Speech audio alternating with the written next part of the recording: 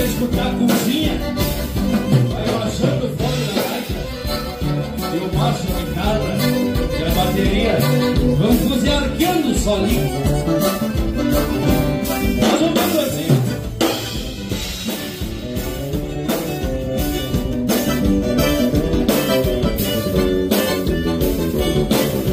Eu, Julinho,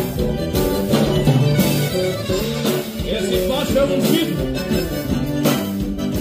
E o baterista, vamos marcar pra ele.